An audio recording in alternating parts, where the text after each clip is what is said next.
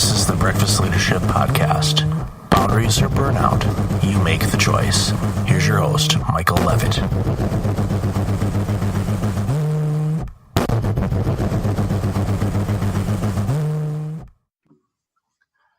Welcome to the Breakfast Leadership Podcast. It's Michael here, and today I've got Andrea Corpening from Career Prep Services. Andrea, welcome to the show. Thank you so much for having me. Thanks for being here.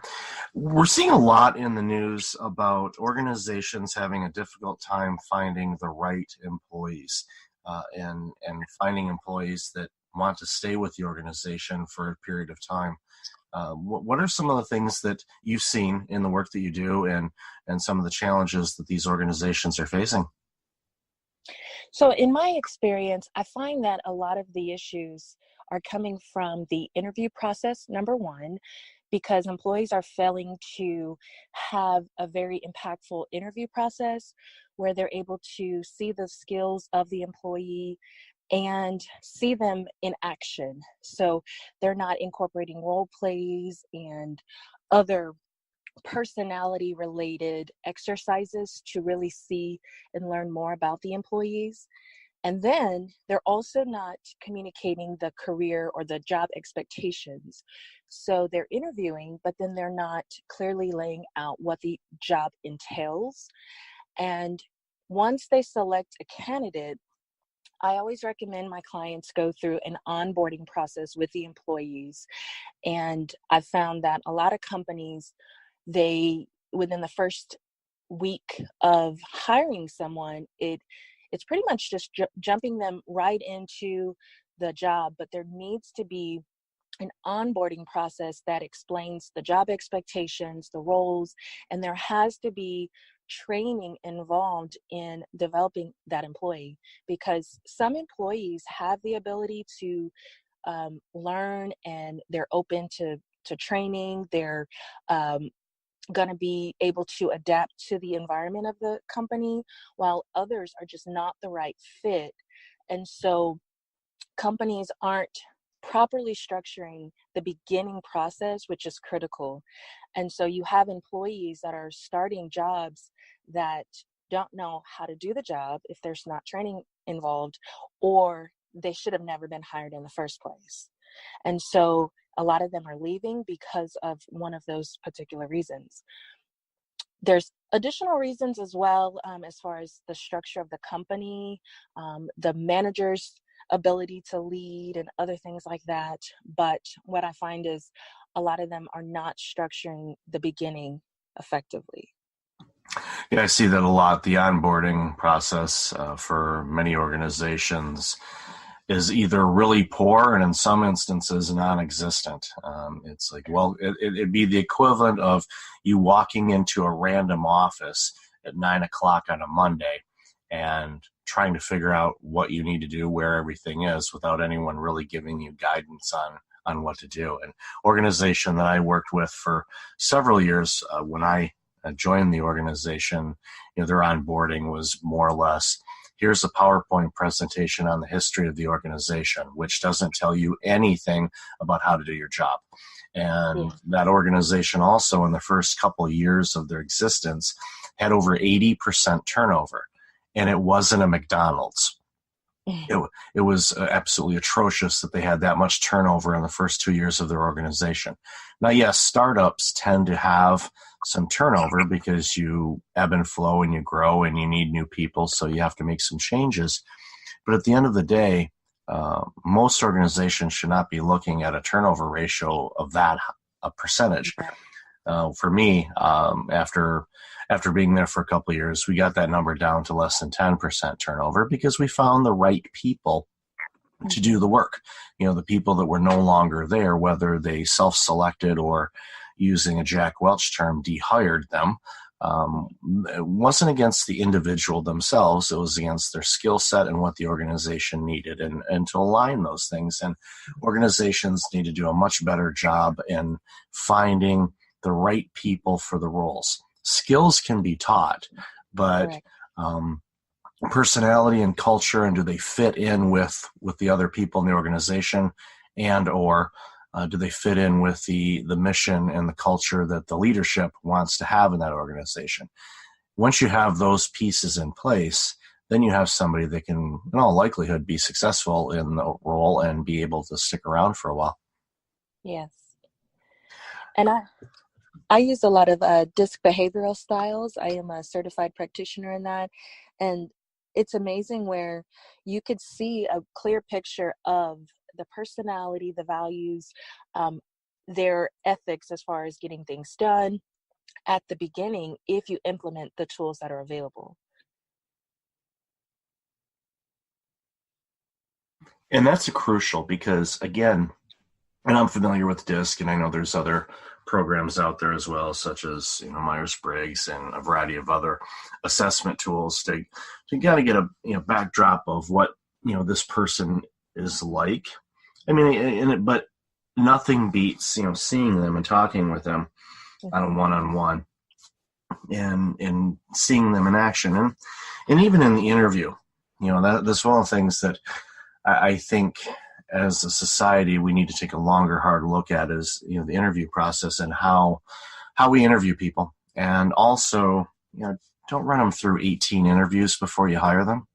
You're not going to figure out anything by running them through 3 or 4 interviews. It's not fair to the candidate. It's not fair to the organization. It takes up way too much time. One of the organizations I worked for years ago, my boss met me on a Tuesday, hired me Friday, because she knew what she needed in the role. We talked. I convinced her that I could do it. We seemed to like each other, and she felt that I'd be a good fit for the organization, and it was done. I've worked with organizations that have taken literally 3 months to hire somebody. I'm like, why are you waiting so long? And it's absolutely ridiculous. And the millennial generation, thankfully, I'll identify as a Generation X person, but the millennial generation, and I love them to death because they are tired of this status quo in a lot of different elements of society and life. But the hiring process is definitely one of them where they're like, I can't be bothered with that. Why? You posted a job. Here's what I can do. We can chat. Here's my personality scores. Do you want me or not? And we got to talk with this person, go through that person. You're going to lose an all-star candidate by doing that. So organizations, if you take anything away from this conversation, knock off the 3 or 4 rounds of interviews. Know what you want. Be bold. Go out there and hire somebody. Okay, now I'm going to step off my soapbox and let us continue our conversation. Okay. You can tell I'm a little passionate about this. But I think I think another thing, in the onboarding is, something that you do a lot of work with, through your coaching and your programs, is teaching organizations on the importance of training and developing and professional development for their staff. So talk to us a little bit more about that. So I find that it starts at the top. So businesses, they need to have strong managers, senior leaders who can also coach and mentor their staff. Because if they're not developing their staff, then they are, number one, carrying the burden themselves. And you have employees that want to contribute. They want to grow. The millennials now, they want to be developed. And that is one reason why I find some millennials do leave companies when they don't have those opportunities to grow. But it is burning out the leaders when they're carrying it all on themselves, when they should be meeting with their staff. They should be delegating appropriately to develop employees for particular areas that they need assistance. And so the skills of coaching is something that's very critical, in that I find I have to help a lot of business owners or executives develop. When it comes to the employees, as far as the training as well, they also need to understand what the expectations and priorities are for the company. So not only do we have to teach them the skills of, customer service or sales or how to communicate effectively, it's also in them understanding what is expected of them and being able to go and do it. And those things are crucial. And I speak a ton on burnout because I had it a decade ago. And one of the reasons why was I was lousy at delegating and lousy at coaching my team to do the things that they could do in order for me to focus on the things that only I could do. And it was a hard lesson to learn, but once I did learn it, it creates a stronger organization because you have people that have the skill set that want to grow and learn new things. And you're basically raising future leaders when you do that. If you don't delegate and you don't allow people to learn and do things and free you up to do the things that only you can do, then it really staggers the growth of the organization because the executives and the leaders end up being the bottleneck of the organization. If you delegate, you hold employees accountable, you give them the resources and the tools to be successful. It's still up to them, but make sure that there's no hurdles or barriers for them to be able to help as many people as they need to, if they're in a social services type of entity, or if it's products or services that are delivered, that they have all the tools that they need in order to do that properly, and the training as well. When you do that, you make for a stronger organization, and as we've talked about before, it helps with retention, and it creates an environment where people actually feel like they're making a contribution and they're working for an organization that cares about them. Very true. Now, in your experience in doing the coaching, and I know, and you can talk about, the virtual coaching and the programs that you do in a little bit more detail on some of the additional things you do, but have you noticed over the last, I would say, decade or so, any dramatic changes in the workforce? I know we've alluded to, the millennial generation, becoming pretty predominant in the workforce. But is there anything else that jumps out at you, and new challenges or new things that make the workforce a little bit more challenging than it did maybe even from a decade ago? I find a lot of companies have virtual positions or where employees are working remotely. And it's wonderful for millennials because they do like having the freedom and the flexibility. And it also shows that they are actually more productive when they have more flexibility to work from home or virtually. However, there is some type of isolation that comes with that as well. So when you have employees that are working remotely, sometimes they're contributing, but they don't feel a part of the team. So there is becoming a need for bringing the virtual employees together with, others that are part of the team that they work for.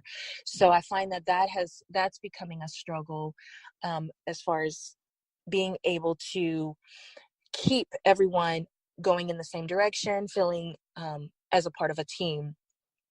I also keep finding that a lot of companies are still operating in the same structure that they did 10 years ago, and so, or more actually. And so there's a big need for companies to restructure. And so with that, they have employees that could be working remotely that they haven't considered, or they're not really ready to let that control go for some. But what's happening is they're expecting employees to work in the same model that used to work, but it's not working now. So it is affecting the customer experience. It's affecting morale, and it's costing more money for them essentially to maintain the same structure, when they would be even more successful if they consider just making a couple of changes that are well within their authority to do. I know some organizations, actually an organization that I used to work with several years ago, they were a national office for, in Canada, for several organizations that had offices throughout the country. But what they ended up doing is they virtualized the national office, which saved the organization a ton of money when it came to office rent. But what you hit it right on the head. There's that case of isolation for the workers that used to, see their coworkers every day and could collaborate with them. And it's not the same, when it's virtual, and even with, video calls and things like that, although that does help. But one of the things that they do do is they do gather, I believe it's once a month, at one of the locations. There was office space that they would be able to, share out for a day. So they come together, have a staff meeting and go over different results and things like that. So they get to see each other and collaborate with each other. But it gives them the freedom and flexibility. But yes, isolation is definitely a challenge. And one of the things that I recommend people do is, yes, you working from home, it's good to do that because you get the flexibility of doing the things that you want to do. But I do highly encourage people to go find a co-work space or a workspace, or go into a coffee shop, mix it up a little bit, just so you have human interaction. Because, depending on your situation, if you're a single person, you may not have any face-to-face interaction with people other than maybe going to, a restaurant to order some food, or pop into the grocery store or something like that. For the rest of the time, you're lacking that, and we're designed to interact with people. Correct. So I highly encourage that you factor in, a co-working space, or, collaborate with, one of your coworkers and say, okay, why don't we say every other Thursday we go work out of this location? Just to mix it up and to eliminate the social isolation, because it will play on you after a while, and you get, sometimes you get a little stir crazy, and I'm sure there's more scientific descriptors for it. My mental health friends would be able to identify what that is. But at the end of the day, you want to make sure that that you're taking care of yourself from a mental health standpoint as well, with the new freedom and flexibility of working remotely. Yes. So where can people find out more about you and the virtual coaching and the programs that you're doing and all of that? So I am currently going through a rebranding process and separating some of my services into two entities. So the first one will be Career Prep Services. That is for the individual coaching and career development.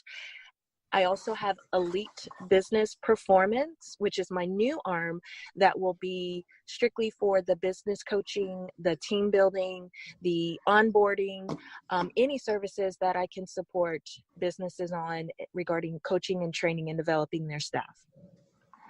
Awesome. And an audience will have that information in the show notes on where to find Andrea and reach out and get access to the awesome services that she provides. So, Andrea, thank you so much for being on the show today. Appreciate you and all the great work that you're doing and making organizations a better place to work for and a better organization overall. Thank you so much. Until next time, everybody, be well. Hey, it's Michael again. Thank you for listening to the podcast. I really appreciate it. If you're like many people, you're dealing with some significant stress and possibly approaching burnout. I know how you feel. In 2009, my burnout led to a year of worst-case scenarios. I do not want that to happen to you. If you go to breakfastleadership.com, you can register for a free webinar on burnout prevention, as well as get a free checklist to have successful mornings. Start off each day the right way. Again, that's at breakfastleadership.com. Also, since you are a loyal podcast listener, I'm asking you to like, rate, and review my podcast on iTunes. I look at all the reviews and appreciate your comments, and it helps other potential listeners discover the content I have on the show. I appreciate you, and thanks again for listening.